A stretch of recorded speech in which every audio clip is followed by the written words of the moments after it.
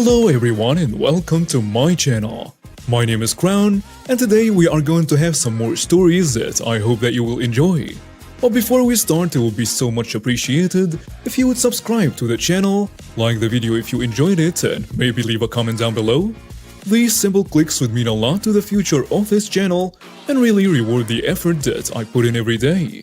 And now, without further ado, let's go! First story. Dude's cruise was the wrong cop.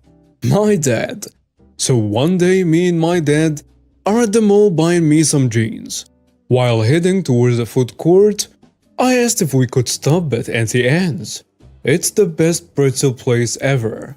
While in line, some guy was complaining about how his food wasn't as he expected and asked for another one. The staff asked that he move over so that other customers could order. The guy says no and begins to light up a cigarette. So my dad, being a cop and all, walks up to him and asks him what's his issue. Keep in mind my dad is 5'7" and not that intimidating. The guy looks at my dad and says don't worry about it and go back in line. At that point my dad says, "Sir, are you aware that it is strictly prohibited to smoke on mall grounds?" And this guy blows smoke in my dad's face. Once more my dad asks him to put it out. And the guy looks at him and says, "What are you, a cop?" And then he laughs. So my dad goes to open his mouth to say something and the guy just shoves him. I'm just sitting there shocked and embarrassed at the same time. So my dad stands up and the guy goes to punch him again. Around that time my dad wraps his arms around his torso and tackles him to the ground. Within seconds he was in handcuffs. I just sat there shocked. My dad has been a cop for over 20 years. Since I'm only like 14, I have never seen him actually arrest someone.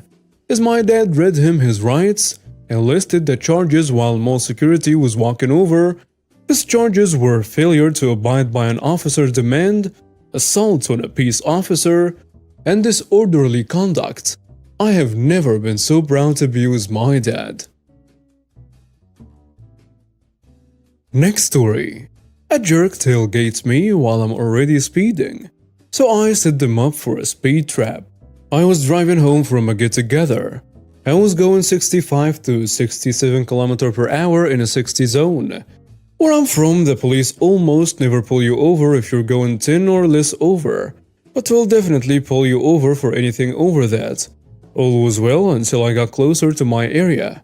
It is less city-like and more rural with the roads alternating between single and double lanes. I'm on a single lane speeding 10 when a pickup truck in my rear view caught my attention. They were going a tad bit faster when they caught up to me and promptly braked a meter behind me. I was like, okay, I'll speed up to 70, no big deal. But they continued to tailgate me. Upon closer inspection, I could see the mug of a very angry woman who had no understanding of personal space. What ensued was a full 5 minutes of them completely obscuring my rear-view mirror with how close they were.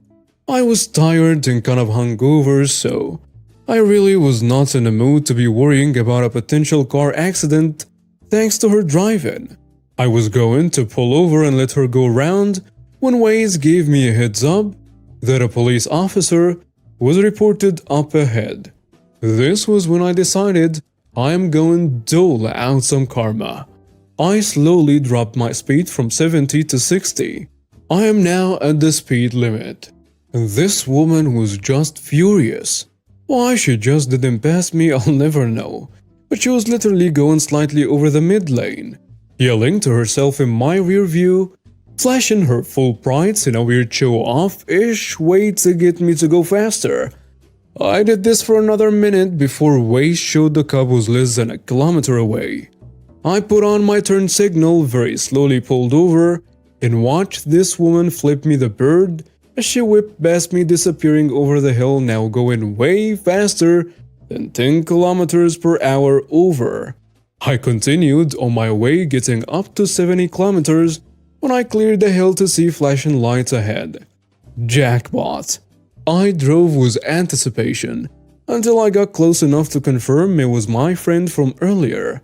Not wanting to miss out on hitting her with our new secret greeting, I dropped down to 60 km per hour, peered over, and flashed the bird back at her. I hope you enjoy the ticket, Karen. Next story. The time I ruined my high school teacher's career and got her fired in the greatest way possible. Backstory. I was a senior in high school at the time and I had never been the brightest student. I was a solid C student and I had never received a detention or had any kind of bad student record. This is important because to this day, I still have no idea why that teacher treated me this way. The teacher, who we will name Mrs. Frank, had been a teacher there for more than a decade and was widely known for being a petty, heartless witch who the administrators saw as a golden child. Mrs. Frank taught algebra, who is my worst subject. So naturally I had issues understanding the lessons. I would ask questions frequently. To some, these questions are easily answered, but to me it was rocket science. Usually when someone asks a dumb question, no one should address it. However, in Mrs. Frank's case, she would belittle me in front of everyone by saying things such as, "And here comes a slow boy again. Wow, surprise, surprise, you don't understand it again. Really? We have to go extra slow for you today, don't we?" And so on. I tried to go to the administration about it before, but again, she was considered the golden child. They would send someone in to examine her during class. She would act respectful and normal for one day and go back to being a witch the next. This went on for about half a year until I had enough.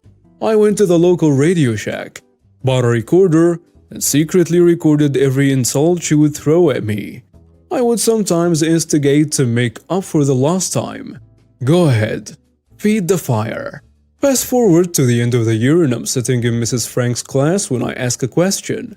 Her response, and I quote because it's burned into my brain, was, "I've been teaching here for over 10 years, and that was the single dumbest question I've ever heard come from anyone's mouth." And she continued the lesson without answering. I calmly stood up, packed up my stuff, and headed to the nurse's office to dismiss myself from school. We were allowed to dismiss ourselves if we were 18. I went home, compiled all of the brutal tapes into one glorious masterpiece, and headed back the next day to show the administrators. I sat down with the principal. We listened to a couple of the insults before he stopped me. He wanted more witnesses present as well as Mrs. Frank.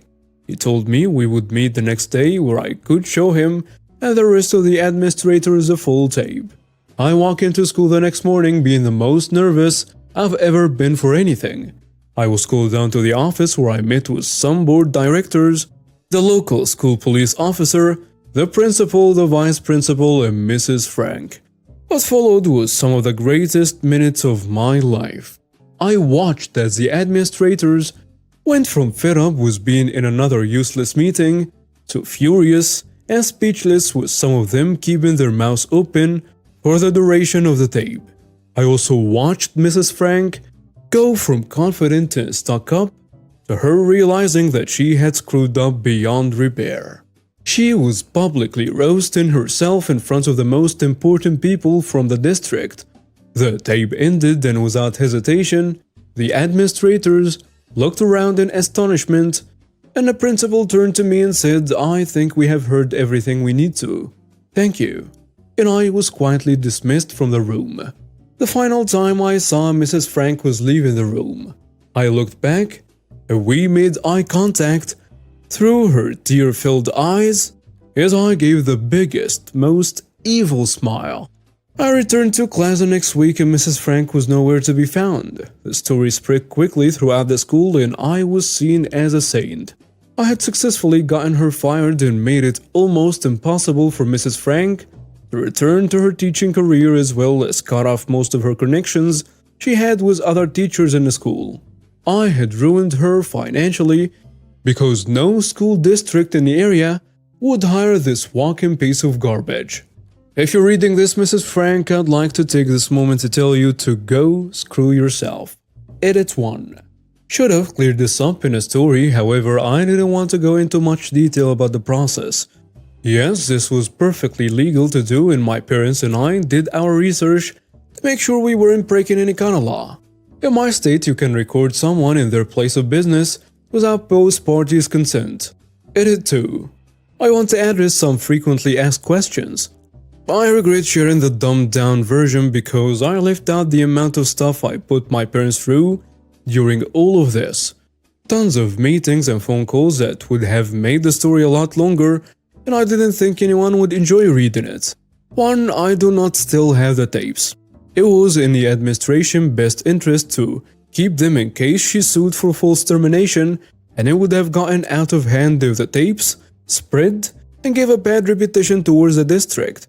Even if I kept the tapes, this all took place over 15 years ago, and there is no way in hell I would be able to find them. 2. Yes, I took algebra as a senior because again, I wasn't the greatest student to walk those holes, and throughout all my years of school, I had tutoring. I'm sorry if I'm not a genius. And 3. I don't remember what question I asked that pushed me over the limit that day. Next story. The Hospital Security Guard. This story took place in my early 20s in a section of a town in which most of the houses and apartments are rented to college students. It's a fun place to live when you're that age, but I couldn't imagine having to live there now.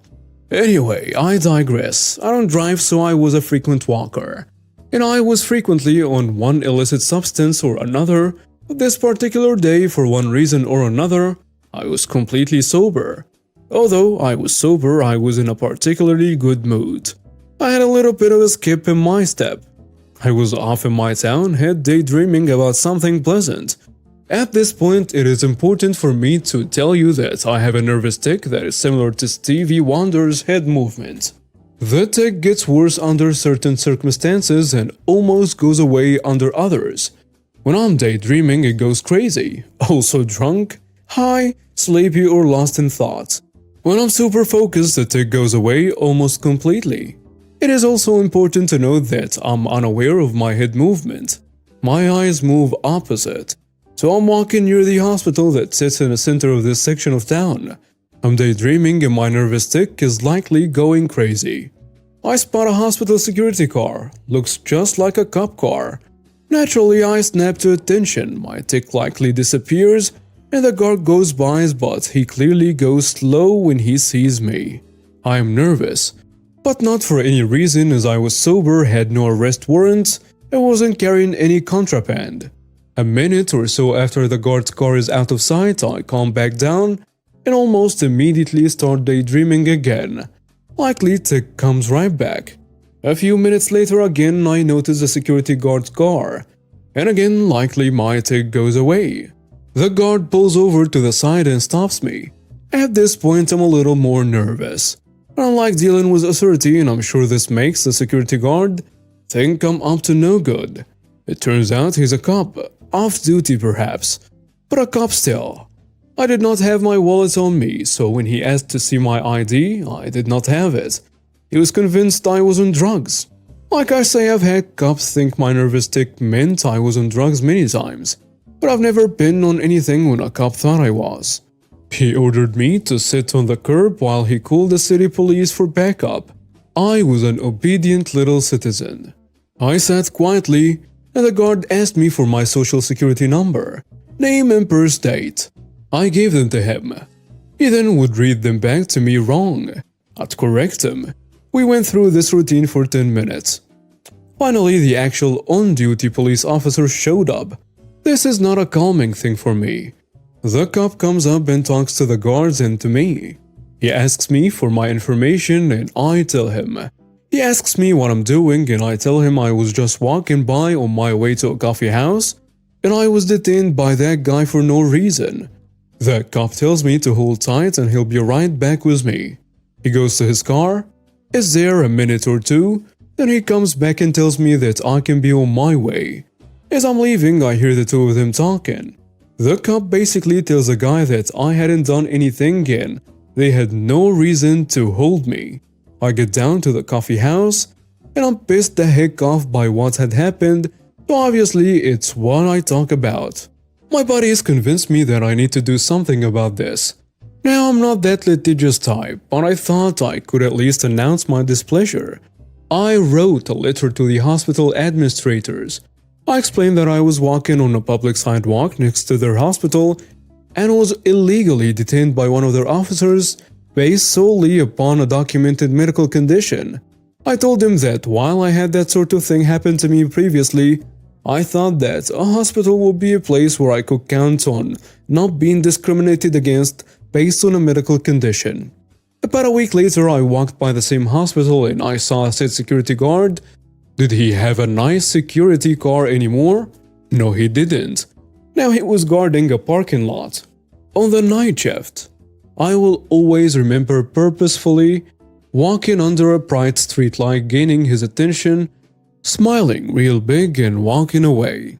On a related note, for the next year or so, I will receive a phone call from a different vice president of the hospital, apologizing and obviously trying to make sure I wasn't interested in suing.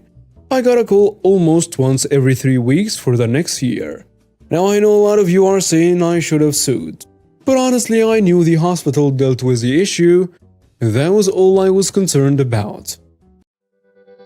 And now we have reached the end of today's stories. Thank you for watching and see you next time.